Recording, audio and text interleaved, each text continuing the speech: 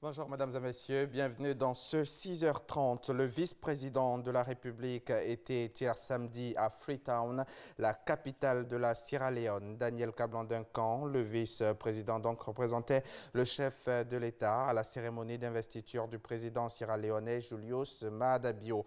Il a été accueilli par le vice-président sierra-léonais Mohamed Dalot. À cette cérémonie d'investiture étaient présents également plusieurs chefs d'État de la sous-région. Daniel Kablan-Duncan, lui, était accompagné du ministre de l'intégration africaine, Ali Koulibaly. Ils ont pu regagner Abidjan dans la soirée d'hier samedi. Annoncé par le président de la République, Alassane Ouattara, le vol direct Abidjan-New York a effectivement eu lieu hier samedi à l'aéroport.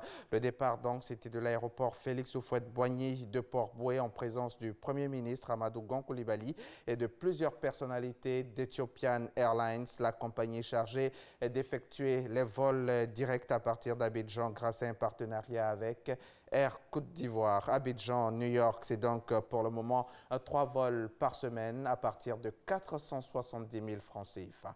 Reportage Francis Boisfond.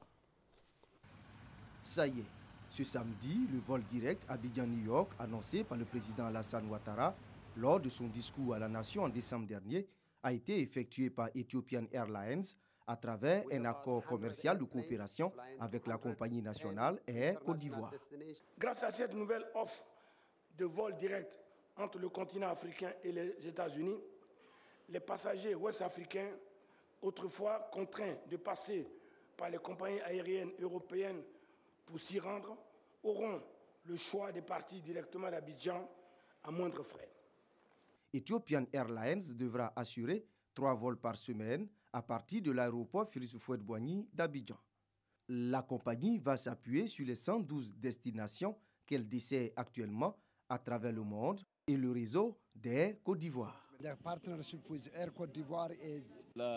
avec Air Côte d'Ivoire tient au fait que Air Côte d'Ivoire a un réseau d'abord local, notamment par les pays environnants, le Mali, le Burkina, et tout ce qu'il y a autour, justement constitue d'abord un potentiel. Et donc nous, notre rôle avec Air Côte d'Ivoire, c'est de permettre à Air Côte d'Ivoire d'envoyer les passagers donc, vers Abidjan pour faire un hub localement.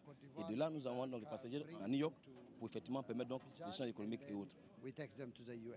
20 ans après la disparition d'Air Afrique qui effectuait la ligne Abidjan-New York avec escale à Dakar, le gouvernement ivoirien lance les vols directs entre Abidjan et New York après plusieurs projets qui ont conduit à la certification TSA et OACI de l'aéroport Félix Houphouët-Boigny et au repositionnement de la Côte d'Ivoire. Il a fallu aussi que le chef de l'État et vous-même, Monsieur le Premier ministre, vous puissiez créer donc les conditions pour qu'il y ait donc ce trafic. Merci d'avoir amené la sécurité et la paix en Côte d'Ivoire qui permet ce que nous vivons aujourd'hui. Merci d'avoir ramené la confiance des investisseurs. Merci d'avoir ramené plusieurs institutions internationales ici. Abidjan, New York, c'est pour le moment 3 vols par semaine à partir de 470 000 francs CFA le billet. 470 000 francs, en réalité, au cours d'aujourd'hui, c'est peut-être 2 tiers de moins que le coût qu'on payait pour aller aux États-Unis, parce qu'il fallait passer par d'autres pays, que ce soit la France, si c'est une compagnie française, que ce soit par le Maroc, c'est une compagnie marocaine, etc. Donc on gagne énormément. Aujourd'hui, pour nous les opérateurs économiques, c'est un grand pas, c'est une avancée et nous ne pouvons que nous réjouir et applaudir parce qu'un opérateur économique qui va faire des affaires, il veut gagner du temps. Et nous tenons à remercier le gouvernement et le chef de l'État. Abidjan-New York, c'est désormais 10 heures au lieu de 17 auparavant en passant par Paris. Le lancement de cette ligne directe entre Abidjan et New York met fin aux angoisses des hommes d'affaires et des touristes, avec le temps perdu et avec le coût également que cela comportait dans les longs transits par l'Europe et par le Moyen-Orient pour atteindre l'Amérique du Nord. La porte pour le développement des échanges économiques et touristiques entre la Côte d'Ivoire et le reste du monde s'agrandit ainsi en offrant plus d'opportunités. Vous comprenez donc que je puisse, en cet instant, rendre un hommage appuyé au président de la République, son Excellence M. Alassane Ouattara, pour sa détermination pour que cette ambition donc, se réalise.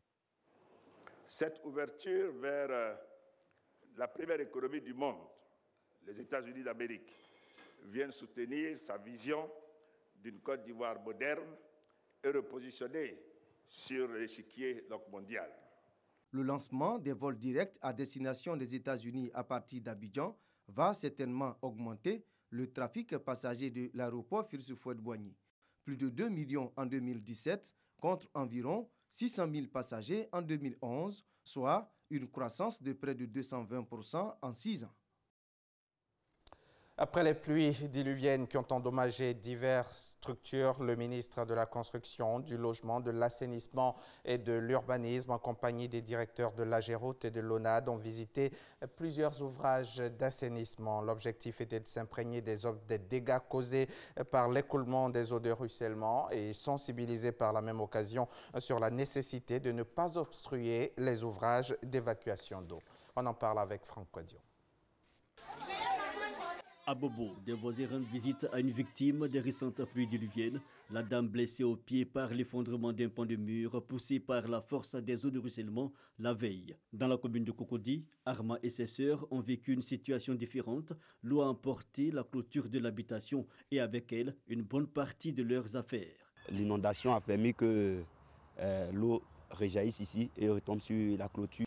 Tant que la clôture n'est pas encore arrangée, on ne pourra pas rester ici. Nous restons éveillés. Il y a des enfants qui sont avec nous. Vous voyez le danger que nous parcourons toute la nuit, toute la journée. On n'arrive pas à dormir, on n'arrive pas. Je ne sais pas comment on pourra se comporter tant que l'eau ruisselle pour entrer dans la maison ici.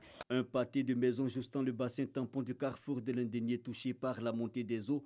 L'eau sortie du lit a tout inondé dans les alentours selon les riverains. Le ministre de la Construction, à la tête d'une délégation technique, visite la structure et fait le constat. La passerelle a été endommagée par la poussée de l'eau venue de l'amont, mais surtout par les déchets solides. On avait démarré des curages depuis plusieurs semaines. Il y a eu une petite pluie, nous avons curé en début de semaine et nous avons une pluie exceptionnelle hier. Et cette pluie a charrié beaucoup de déchets. Il y a eu un afflux d'éléments solides qui ont chargé le dégrilleur qui a pour objectif d'empêcher que tous ces éléments solides se retrouvent en lagune et bouchent tous les ouvrages des exutoires. Dieu merci, je pense que ça a joué son rôle, mais la surcharge a fait que une partie de l'ouvrage est endommagée. Et il a donné des instructions pour que ce soit repris, pour préserver les exutoires et éviter les inondations pour les prochaines pluies. Pour mieux comprendre, une visite du dispositif. Les bassins écrêteurs constituant le bassin versant du Gourou, chargé d'empêcher justement l'écoulement massif de l'eau vers le carrefour de l'Indénié. Plusieurs constats au plateau d'eau cuit, au Paillé, Carrefour Zoo et Williamsville, les déchets solides obstruent la structure. Tous les voies d'assainissement, que ce soit le caniveau à proximité de la maison, que ce soit, disons, dans les grands bassins d'orage et tout, ce n'est pas des poubelles. Les conséquences, c'est ça. Nous allons sensibiliser toutes les populations en amont pour qu'on retire, que ce soit dans les ruelles, que ce soit dans les marchés, tous ces déchets solides qui sont accumulés ou qui sont jetés nuitamment. La responsabilité des populations, toujours installées sur les emprises, souvent transformées en dépôts d'ordures. Les choses, les papiers hygiéniques, les trucs, ça fait que tout se bouche. S'il pouvait, au moins chacun peut prendre la chose sur lui-même et arranger les trucs, les saletés dans les poubelles, c'est mieux. La saison des pluies est à ses premiers jets, mais déjà des dégâts. Un comité de crise a été mis en place par le gouvernement. Le message reste le même, s'éloigner des zones jugées à risque pour éviter d'éventuels drames. Reportage Franck Quadio avec la collaboration technique de Gilles Tonia. Les institutrices de la circonscription Korogo 3, la circonscription primaire de Korogo 3 et de Karakoro étaient à l'honneur vendredi.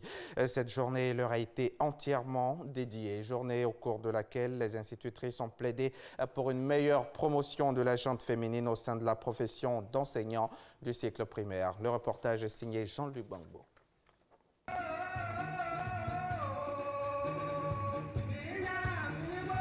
Après de longs mois de dur labeur pendant l'année scolaire, l'heure est aux réjouissances et aux distinctions à Korogo. Les institutrices de la circonscription primaire de Korogo 3 et de Karakoro n'ont pas boudé leur plaisir à l'occasion de cette journée hommage à la femme institutrice. Cette journée est pour nous une journée récréative en l'honneur de la femme que nous magnifions parce que nous sommes des femmes. Et nous permettre aussi de manifester notre amour professionnel.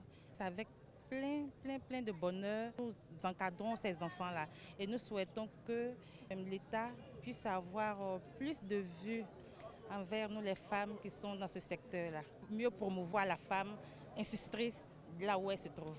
Voilà. Une meilleure mise en valeur de l'institutrice, c'est également le souhait du parrain de cette cérémonie. Pour être efficace et pour rendre l'émergence irréversible, une politique de promotion de la parité entre les hommes et les femmes devra porter sur 3 éléments complémentaires. Une réduction des discriminations à l'encontre des femmes dans le domaine de l'éducation, une participation accrue des femmes dans le processus de décision, une politique active et intelligente de la part du gouvernement afin de minimiser les coûts d'ajustement qui pourraient survenir dans les familles sur le marché du travail lors de la mise en œuvre de cette politique. Au-delà de son caractère festif, cette journée récréative a été également l'occasion de récompenser les écoles et institutrices qui se sont distinguées par la qualité de leur travail durant l'année scolaire. Un mot de sport dans ce journal. La 5e édition du tournoi de Maracana doté du trophée Bruno Nabagné-Koné, ministre de la Communication, de l'Économie numérique et de la Poste, s'est joué hier samedi au lycée technique d'Abidjan. 16 équipes issues du ministère et de structures sous tutelle étaient en lice pour le titre. Et c'est l'Ansud qui s'est imposé chez les hommes 2-1 face à la redoutable équipe de la RTI.